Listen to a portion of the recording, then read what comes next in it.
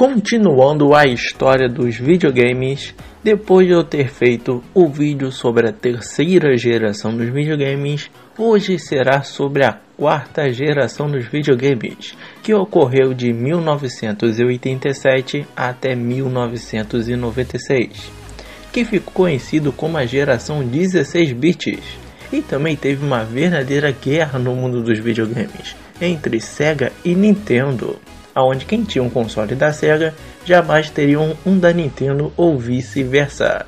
Mas antes, se você não for inscrito no meu canal, aproveita aí para se inscrever, apertando nesse botão lindo vermelho aí escrito inscreva-se e deixa aquele like maravilhoso para mim ficar emocionado. E vambora para o vídeo!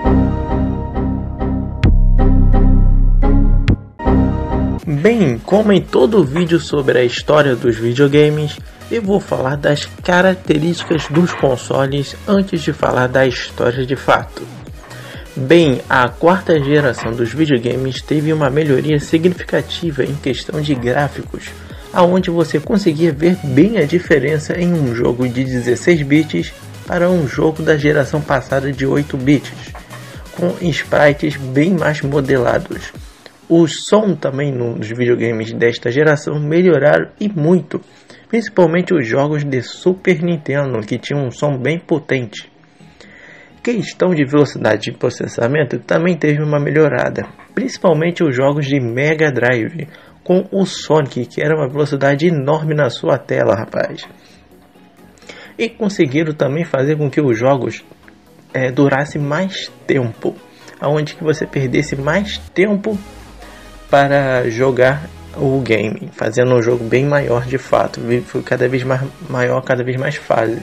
Nessa geração também teve a melhoria em questão de você poder jogar online, onde empresas como a Sega lançou o seu serviço online, que evoluiu um pouco em questão ao último visto que eu falei lá no vídeo da segunda geração dos videogames, que eu falei do serviço do Intellivision, o tal de Playcable, que era o serviço online de você poder baixar jogos mídia física. Aqui a Sega lançou através de um X-Band, que ela lançou lá nos Estados Unidos, um serviço, além de você poder baixar mídia física, você podia jogar online com outras pessoas.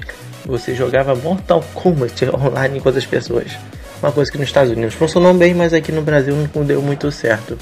Também nesta geração teve uma crescente evolução no mercado dos portáteis, que essa geração teve o lançamento de diversos portáteis que melhoraram e muito o gráfico e o som deles, aonde era uma evolução muito maior do que nós vimos a últimos consoles portáteis que eu já contei aqui nos vídeos passados, como foi o Game Watch lá da segunda geração que a Nintendo lançou, rapaz. Bem, a geração começou em 1987, com o surgimento de uma nova empresa que tentou ganhar lucros com videogames, onde no mesmo ano falado, em 1987, a NEC Corporation e a Hudson Soft, que era conhecido pelos jogos de Bomberman, que era aquela que fazia os jogos do Bomberman, lançou o PC Engine no Japão, onde ele fez um sucesso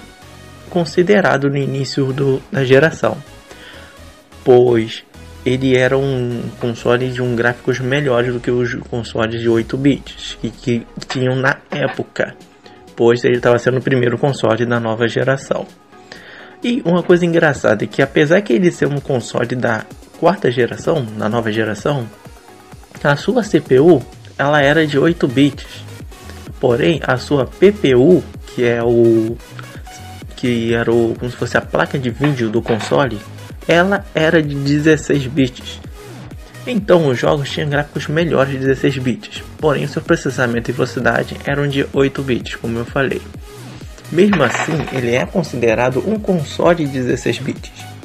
Com o sucesso considerado que ele fez no Japão, a empresa lançou em 1988, um ano depois, este mesmo console nos Estados Unidos.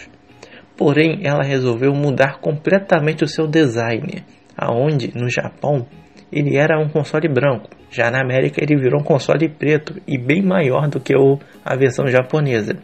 E também ela resolveu mudar o nome do seu console, de PC Engine para TurboGrafx 16. Rapaz, que nome, hein? Aonde ela, com esse nome, queria enfatizar que este console era de 16 bits, com 16 no próprio nome do console. Coisa que nessa geração muitos consoles quiseram frisar isso, que o console era mais potente, que gerava 16 bits, onde mesmo ele sendo mais potente que consoles que faziam sucesso na América, como Master System e Nintendo NES, nesta época pois ele era o primeiro da nova geração, ele teve pouca aceitação do público americano, vendendo quase nada e matando o console bem rapidamente. Pessoal. Bem, os jogos deste console eram distribuídos em cartões de memórias, chamados de HuCard no Japão, e na América ele era chamado de Turbo Chip, onde eles pareciam um cartão de crédito, onde eles foram inspirados claramente nos Sega Card lá do Master System, que eu falei no vídeo da geração passada aí, aonde assim os jogos eram mais baratos do que os cartuchos convencionais, e fazendo assim com que várias empresas fizessem jogos para o console, coisa que ficou até 1988, um ano depois do lançamento, onde no Japão foi lançado um acessório para este console que permitia que ele fizesse a leitura de CD-ROM, sim, chamado de PC Engine CD-ROM, e nos Estados Unidos ele tinha o nome de TurboGrafx CD, aonde com os jogos agora em CD, uma nova mídia que estava surgindo na época e conseguia fazer com que os jogos tenham mais bits de armazenamento, fez com que se conseguisse colocar vozes digitais e músicas digitais nos jogos e animações bem melhores. Agora está aí, para quem não sabia, o primeiro console que aceitava CD foi este aqui, o PC Engine, rapaz. Apesar da mídia de CD ser melhor e bem mais potente, ela veio com um problema, que era muito fácil de você piratear um jogo, você pegar um CD e copiar ele e vender para qualquer um. Sendo assim, a empresa continuou fazendo jogos também em versões de cartão, onde ela fez até um último upgrade lançando o Arcade Card, que era um cartão de memória que aumentava a memória RAM dos jogos de cartão, fazendo com que se conseguisse também fazer jogos mais complexos nesses cartões, como era lá nos CDs, pessoal. De fato, de curiosidade, a NEC lançou diversas versões deste console, como o CoreGrafx, o CoreGrafx 2, PC Engine Suter, não sei como se fala, e o PC Engine LT. Sendo que esse último que eu falei, o PC Engine LT, era uma versão portátil do PC Engine, onde ele conseguia até fazer a leitura de jogos em CD e cartão. Ela também lançou em 1989 o SuperGrafx, uma versão melhorada do console. Em 1992, ela lançou o Turbo Duo na América e o PC Engine Duo no Japão, onde seria uma versão bem melhor e mais potente do console. Em 1993, ela também lançou a última versão em si desse console, o PC Engine Duo RX, que seria uma versão deluxe do console, que a principal diferença seria que este console vinha com um controle de 6 botões. Agora, sobre os jogos deste console, nós tivemos o Bonkers Revenge, que é um jogo que foi considerado o mascote da empresa, onde era um garoto cabeçudo que matava os inimigos dando cabeçada, uma loucura só, rapaz.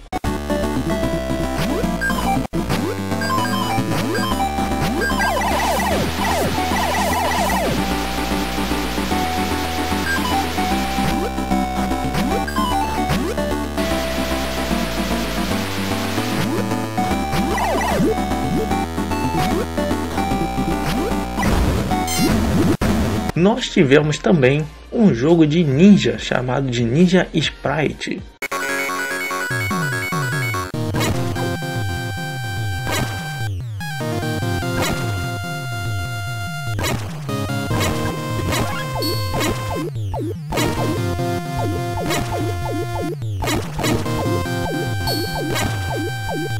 também, por último, nós tivemos o Splatterhouse, o jogo do Jason, rapaz, o primeiro jogo de Jason lançado. Ele era exclusivo de PC Engine, ele não foi lançado para o Nintendinho, que fazia um sucesso na época com seus jogos de terror.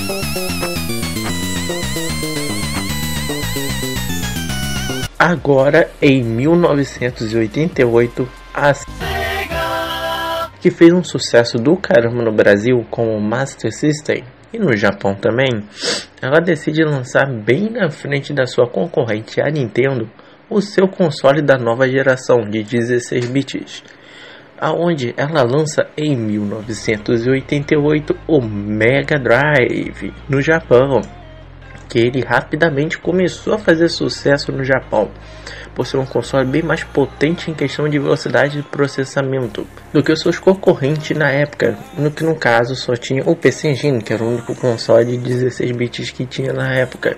Porém, ela sabia que a Nintendo estava perto de lançar o seu console novo, e assim ela queria que não acontecesse a mesma coisa que aconteceu na geração passada com os consoles dela na América. Mesmo assim, ela decidiu lançar nos Estados Unidos, na América, um ano depois, em 1989.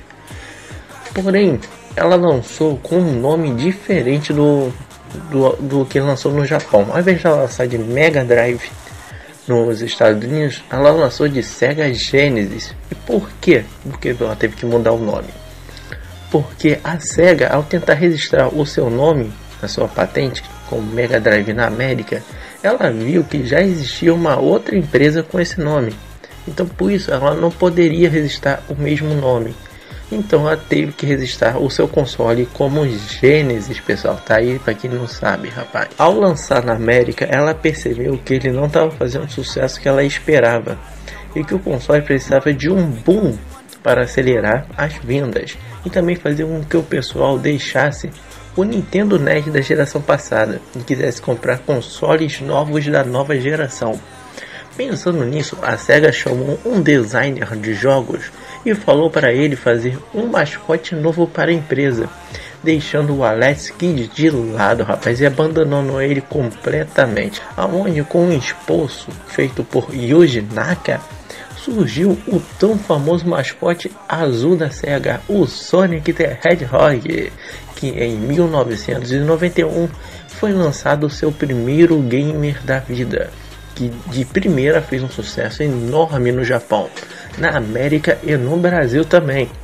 E com o lançamento do Sonic 2 de Mega Drive em 1992, aí que explodiu de vez a popularidade do Mega Drive na América, fazendo com que em 1992 o principal mercado fora do Japão tenha também a representatividade da SEGA no continente, fazendo com que as vendas entre Mega Drive e Super Nintendo, que em 1992 o Super Nintendo já foi lançado, chegasse em um empate, onde nós tínhamos 50% dos mercados dos consoles vendidos para a SEGA e 50% para a Nintendo. E além do motivo ser o Sonic, esse ganho da SEGA, ela também teve um merecimento, por causa de suas propagandas de marketing agressiva contra a Nintendo e o Super Nintendo, fazendo com que o Mega Drive era o console dos adultos, o mais potente, o mais rápido, enquanto o Super Nintendo era o console das crianças e era muito lento. Como por exemplo, eu vou mostrar para vocês agora um comercial da SEGA atacando a Nintendo, falando da velocidade do Mega Drive, que realmente era mais potente que o Super Nintendo, sim. The Sega Genesis has blast processing. Super Nintendo doesn't. So what's blast processing do?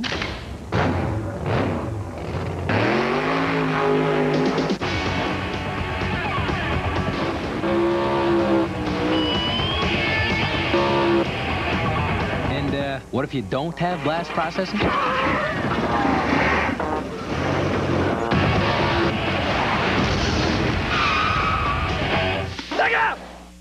Bem, no Brasil, a Tectoy pôde fazer um papel muito bem importante com o Master System na geração passada, Ela foi lá nessa geração e fez a mesma coisa com o Mega Drive, e fez com que o Mega Drive reinasse no Brasil, fazendo com que a Nintendo nem sequer chegasse a ter 10% do mercado, pois a Nintendo sempre cagou para o mercado brasileiro.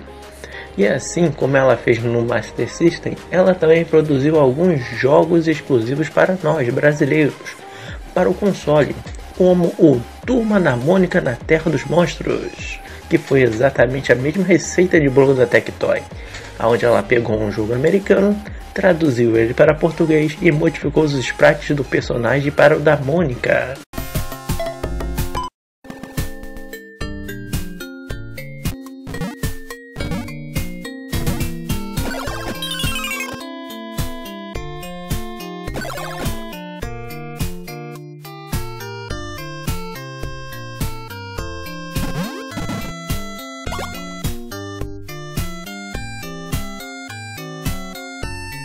Teve também o Férias Frustradas do Pica-Pau, que para mim é um jogo insuportável e muito difícil.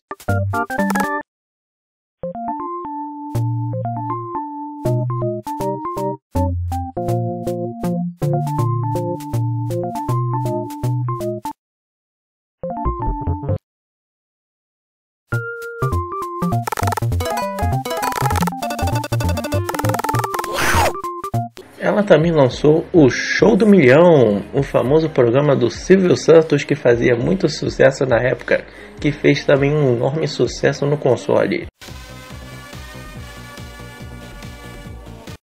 Vamos para a pergunta que vale R$1.000. Vamos ver. Qual é a resposta certa?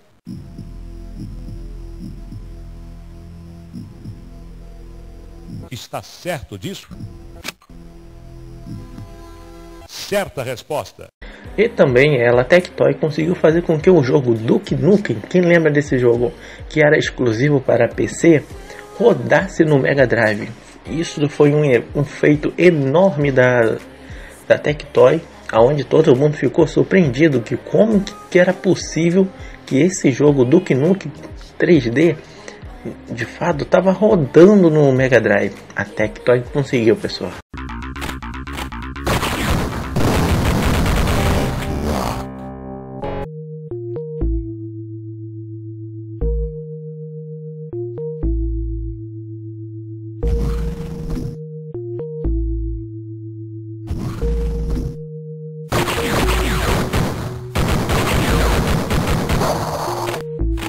O Mega Drive foi um console que teve diversos acessórios lançados, como um controle novo, onde o original era de 3 botões, e o controle novo tinha 6 botões, por causa que ela teve que lançar por causa dos jogos de lutas que estavam surgindo na época. Como o PC Engine teve o seu acessório para leitura de CDs, o Mega Drive tentou também ir nesse mercado. Assim teve o lançamento do Sega CD na América, e no Japão e no resto do mundo o nome do periférico era Mega CD, aonde ele era muito caro o acessório e não valia muito a pena você comprar, pois os jogos eram tudo uns filmes que você clicava na tela para fazer uns comandos, tudo jogo point e clique, onde você só fica clicando, não tem nenhuma ação de fato. E também tinha portes do Mega Drive para o CD. Porém, um jogo se salvou neste console, o Sonic CD, rapaz.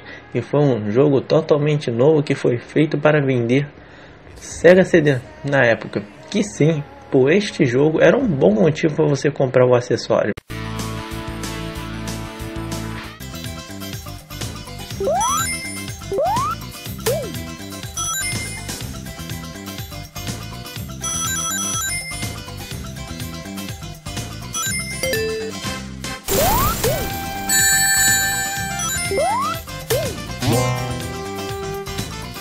Teve também o Sega 32X que a Sega lançou, que fazia com que os seus jogos, que eram de 16 bits, irem para 32 bits. A Sega, ao invés de lançar um console novo da nova geração de 32 bits, que é o número de bits da próxima geração, ela quis que que o Mega Drive virasse um console de 16 bits lançando esse periférico. Ela não queria largar o Mega Drive de nenhuma maneira. Que esse acessório não fez muito sucesso, porque os jogos eram completamente a mesma coisa que um jogo de 16 bits, com muitas poucas diferenças de gráfico. Teve também um acessório inusitado, que foi uma bazuca chamada de Manage para jogos de tiro. E também teve um acessório de captação de movimentos, tipo o Kinect do Xbox, sendo o primeiro acessório do mundo a tentar ter essa experiência para o jogador, que foi o Activator. Teve também um X-Band, que era um modem de internet que fazia com que você conseguisse jogar online no Mega Drive. Sim, a internet dos consoles começaram aqui no Mega Drive, rapaz. E no Brasil foi lançado o MegaNet, que era a versão da Tectoy para jogar online, rapaz. De versões, nós tivemos lançados pela Sega e Tectoy no Brasil os seguintes consoles: o Mega Drive 2 ou Genesis 2 na América, Mega Drive 3 ou Genesis 3 na América, o Sega Nomad, que era uma versão portátil do console. Tivemos o Tera Drive, que foi uma parceria entre Sega e IBM e transformou o Mega Drive em um computador, igual foi com um Vectrex lá na segunda geração, que vinha até um monitor e um teclado para você, rapaz. Teve também o Mega Jet, lançado no Japão, que era também uma versão portátil do console. Aqui no Brasil teve o MD Play, o Mega Drive portátil da Tectoy, rapaz. Teve também o Super Mega Drive 3. Teve também as diversas versões de Super Mega Drive 3 com tantos X jogos na memória. Era sempre um mesmo console, mas tinha design diferente. E alguns desses Super Mega Drive 3 não tinha mais entrada de cartucho, então você só podia jogar com os jogos que estavam na memória. Teve também o Mega Drive 4, que vinha com uma guitarra, rapaz. E de fato de curiosidade, em 2017 a Tectoy relançou o Mega Drive aqui no Brasil, onde nesta nova versão do Mega Drive tinha uma novidade, que atrás do console tinha uma entrada de cartão SD, onde você poderia jogar jogos do Mega Drive, botou na ROM dele ali no seu cartão SD, rapaz. E também você poderia colocar os velhos cartuchos do Mega na entrada de cartucho, rapaz. Já de jogos, nós tivemos diversos clássicos que jogamos no Mega Drive que são lembrados até hoje, como o Sonic 1 de Mega Drive.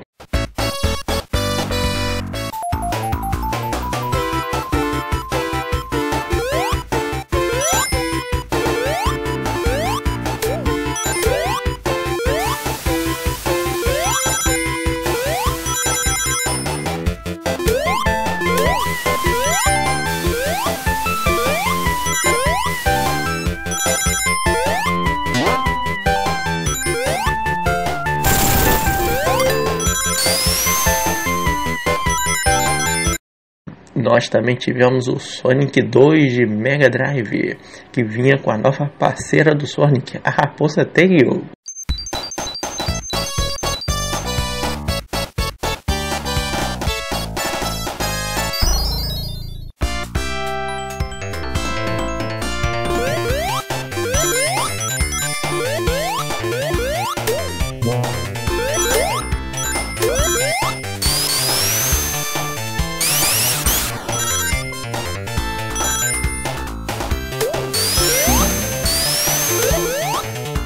Nós tivemos também o Sonic 3 de Mega Drive, que nós conseguimos até salvar o jogo pela primeira vez em um jogo da Sega nesse jogo, rapaz.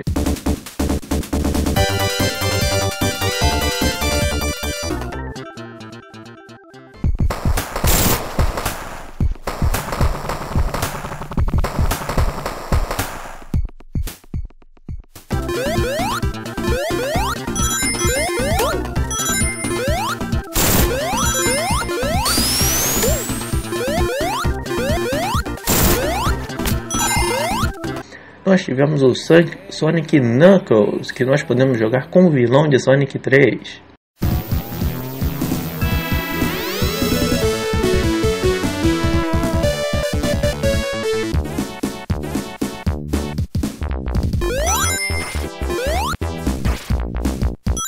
também teve o Sonic 3 e Knuckles, que era o mesmo jogo falado anterior, porém você também poderia jogar todas as fases do Sonic 3 mais a do Sonic Knuckles junto, rapaz.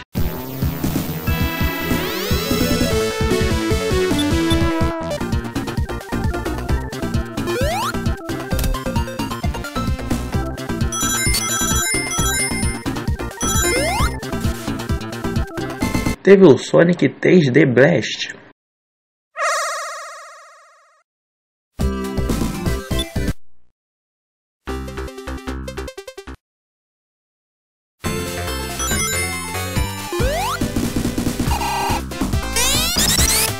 O Dick Trash.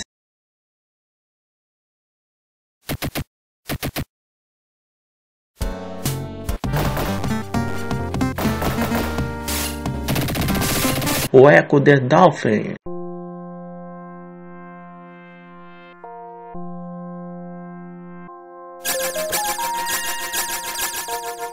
O Michael Jackson Walk, o jogo do Rei do Pop, que tinha até umas músicas reais do Rei do Pop no game, rapaz.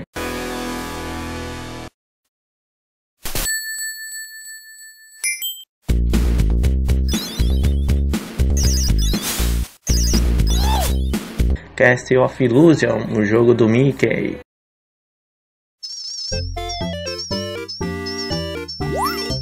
Altered Beast, que era o jogo que vinha com o Mega Drive antes da criação do Sonic.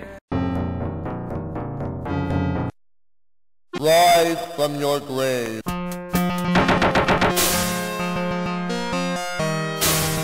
Mortal Kombat, um jogo bem polêmico na época, que no Mega Drive, se você fizesse um código, liberava o sangue, rapaz.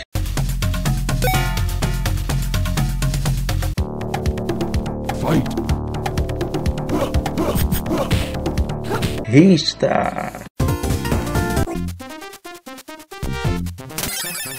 Agora, em 1989, a Nintendo resolveu lançar um portátil novo no mercado, onde ela pegou o Game Watch da geração passada e melhorou ele, fazendo com que ele conseguia agora rodar diversos jogos através de cartuchos e que não demorasse muito para acabar suas pilhas.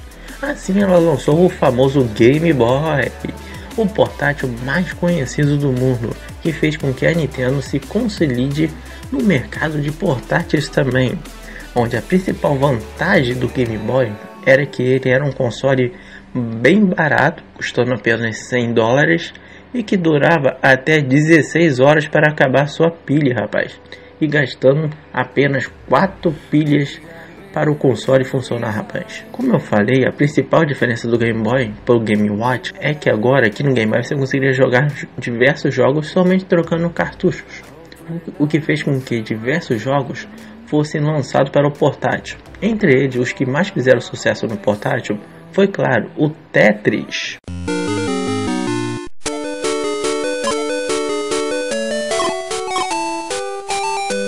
E os Pokémon da vida, que para quem não sabe, o Pokémon surgiu aqui no Game Boy como um jogo do portátil e que fez muitas pessoas comprarem um Game Boy na época para jogar Pokémon, rapaz.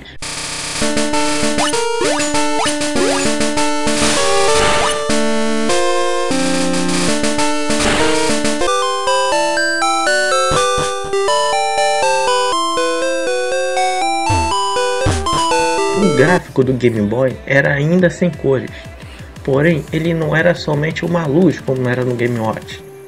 E ele fez tanto sucesso que vendeu cerca de 108,9 milhões de Game Boys pelo mundo. A Nintendo também lançou outras versões do Game Boy, como o Game Boy Pocket, que é uma versão mais barata do console, gastando apenas somente 2 pilhas.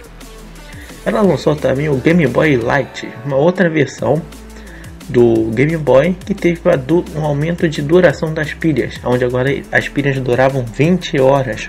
Teve também o Game Boy Play It Loud, que era exatamente igual ao console original, somente uma diferença no design dele, que era transparente e seus circuitos estavam à vista para o usuário, rapaz, para o jogador. Continuando em 1989, a empresa que estava quase sumindo no mercado dos videogames, ela voltou e tentou dar as caras de novo e tentar fazer sucesso agora no mercado dos portáteis.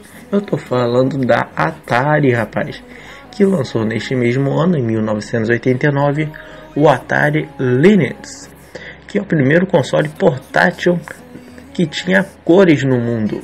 E ele tinha um processador de 16 bits, coisa que o Game Boy não tinha na época, que era o seu principal concorrente. E fez com que este console tivesse um gráfico 1000 vezes melhor do que o Game Boy. Porém, o seu preço bastante caro fazia muita gente pensar em não querer comprar este console. E o outro motivo que o pessoal não comprou este console era porque, por causa do seu processador de 16 bits, fazia com que a bateria do console acabasse bem rapidamente. Por esses motivos, muita gente não comprou esse portátil e ele acabou morrendo. E a Atari também fracassou novamente com esta tentativa de entrar no mercado dos portáteis, que a Nintendo estava dominando geral, rapaz. Apesar disso, a Atari lançou duas versões do portátil: o Lynx 1, que é o primeirão, que lançou em 89, e um ano depois o Lynx 2, rapaz, com uma mudança no design do console. Agora, em 1990, uma nova empresa surgiu no mercado e decidiu também lançar o seu console na geração. Eu tô falando da SNK.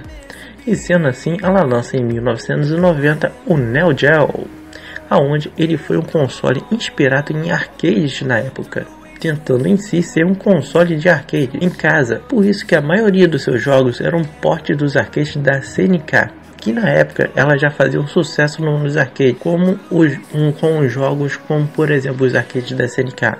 Era o Metal Slug, rapaz. Metal Slug 2.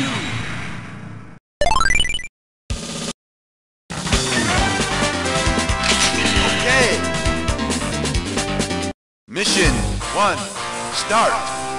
Thank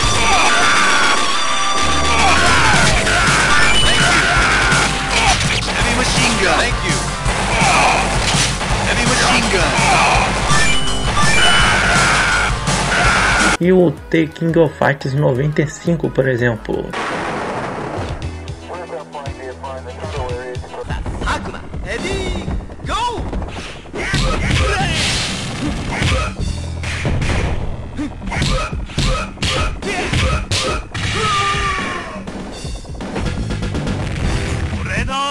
Por isso que o controle desse console era muito parecido com o que nós encontramos em arcades, com os 4 botões de ação lá e uma alavanca e 2 botões de Start e Select, onde se você vê esse controle você achava que estava jogando um arcade de verdade. Ele até que fez um sucesso considerado no Japão e na América.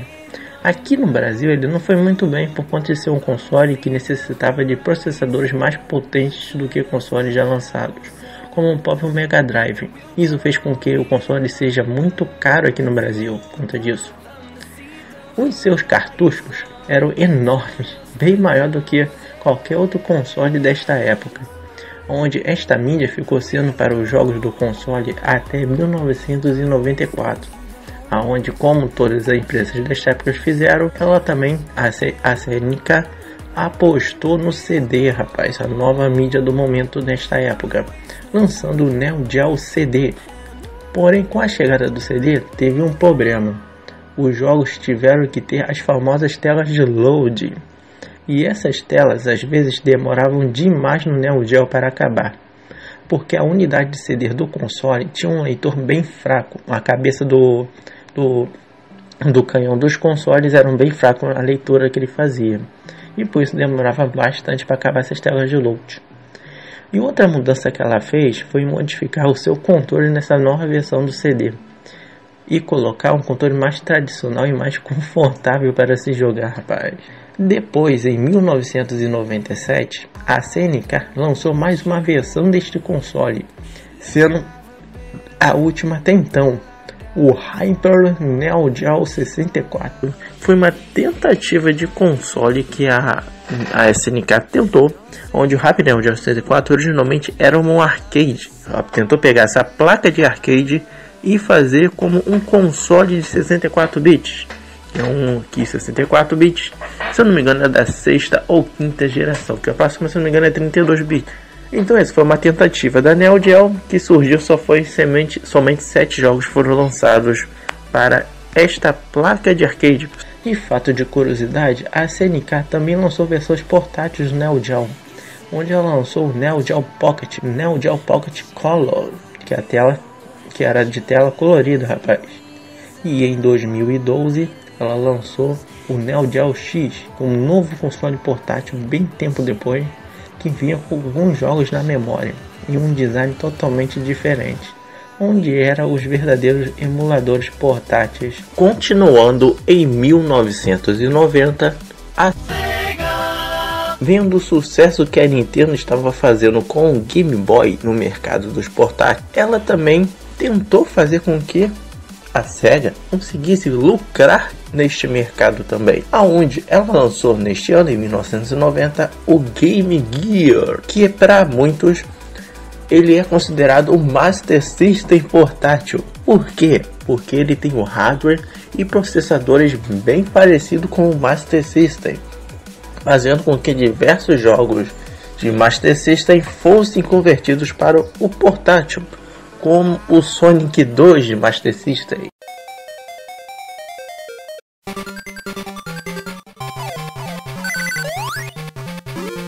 Porém, também foi criado games exclusivos para o portátil, como o Sonic Drift, que era um tipo Mario Kart de Sonic.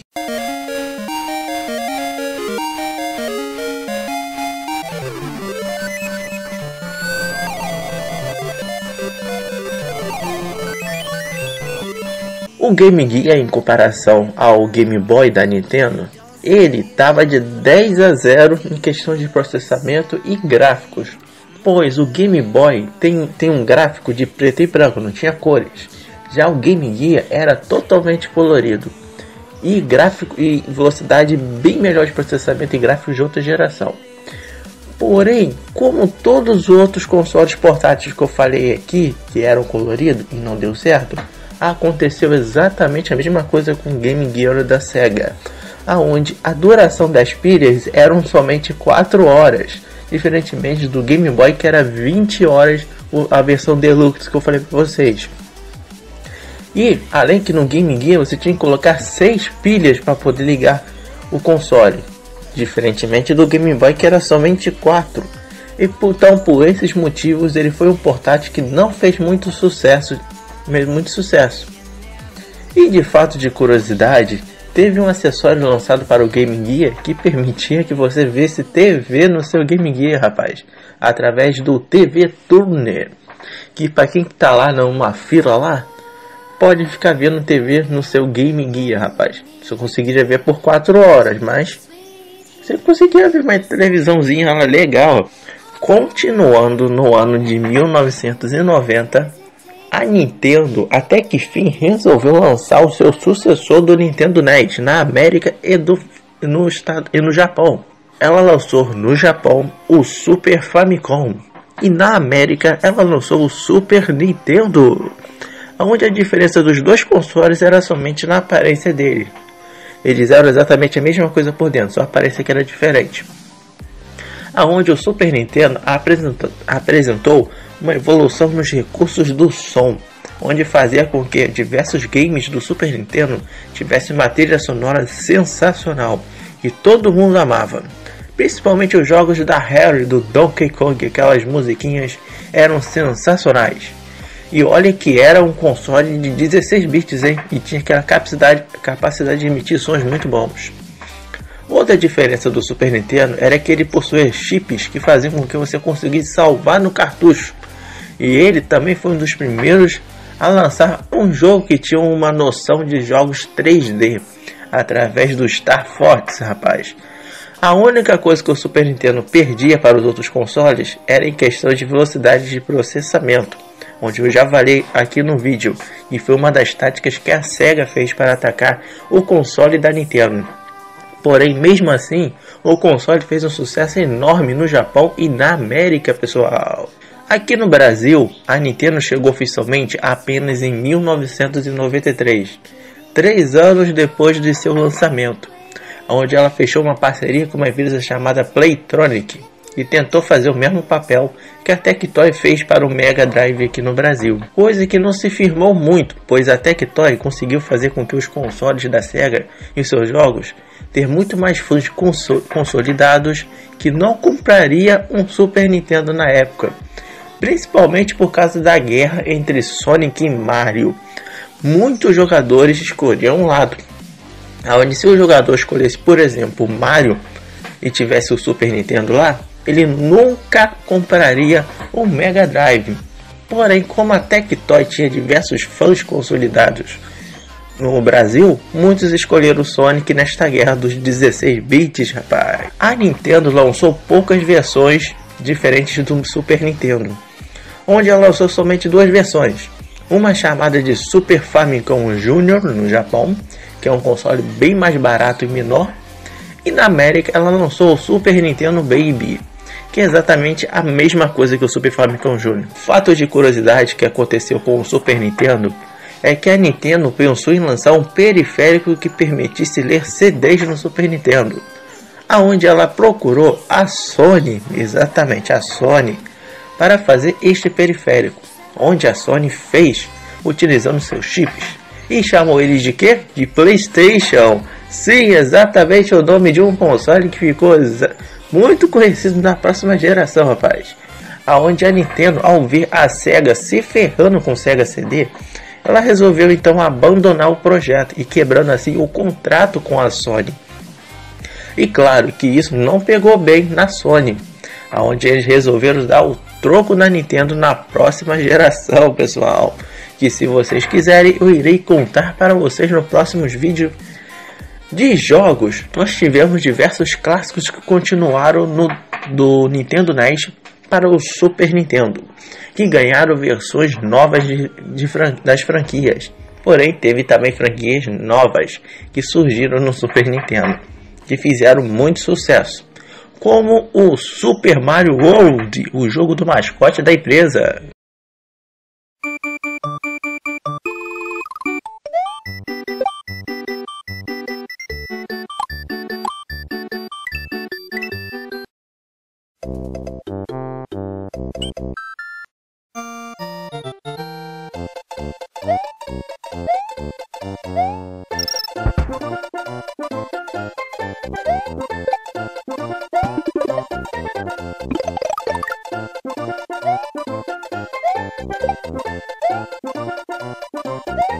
O Super Mario Kart, que foi uma versão de kart do Mario, que fez muito sucesso posteriormente, hein?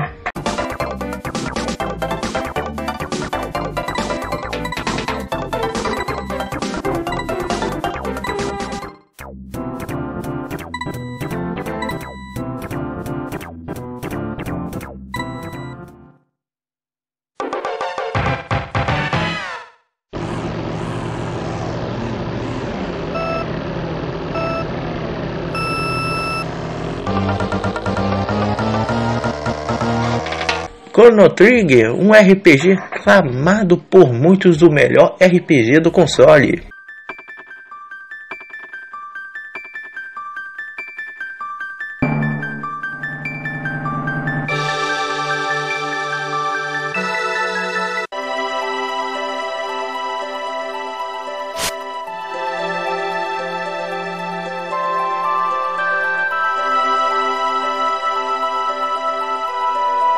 The Legend of Zelda: A Link to the Past, a continuação de Link no novo console.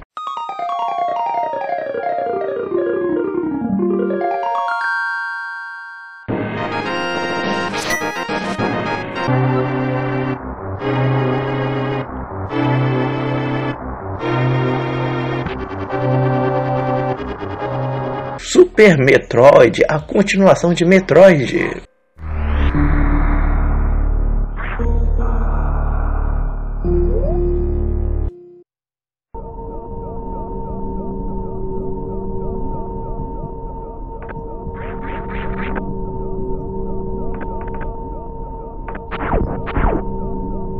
Donkey Kong Country 1, o surgimento de uma nova franquia que estava morta, que ressurgiu com os jogos espetaculares.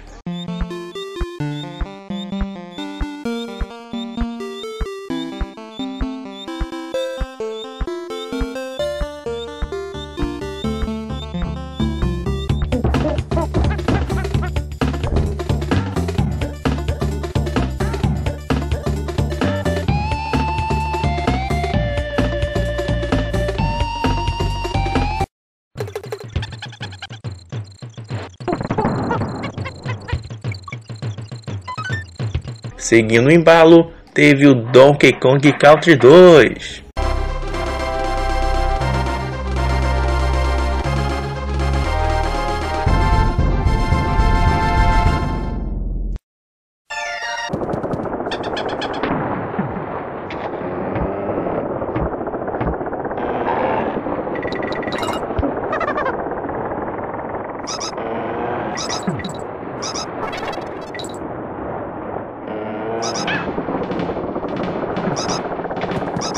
Star Fox, que já foi citado aqui, rapaz.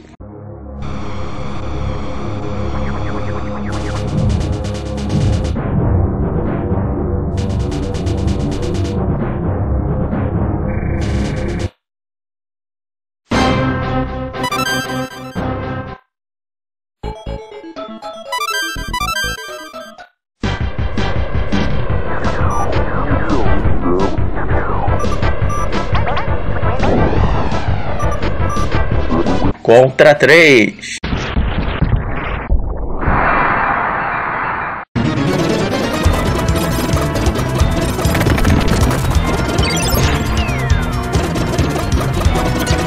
Top Gear, o jogo da delícia.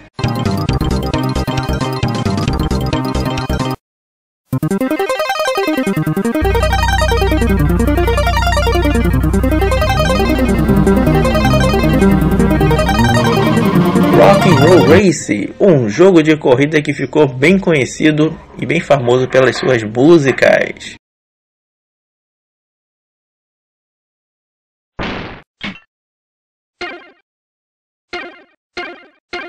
Flag drops.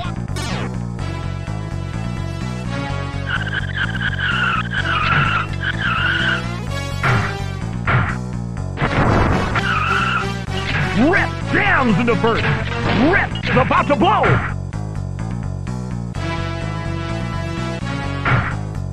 Super Castlevania 4, a continuação de Castlevania.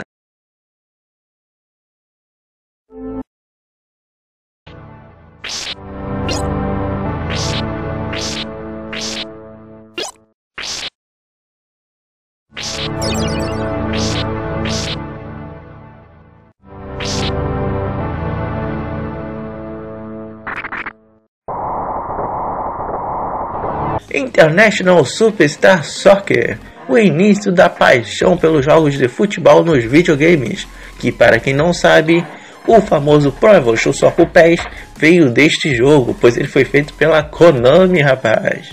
International Superstar Soccer. Kickoff.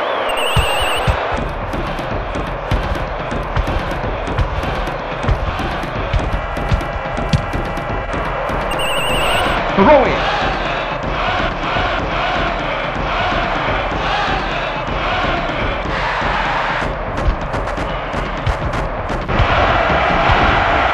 E Kirby Dream Land 3, outro jogo que o Kurai ama demais.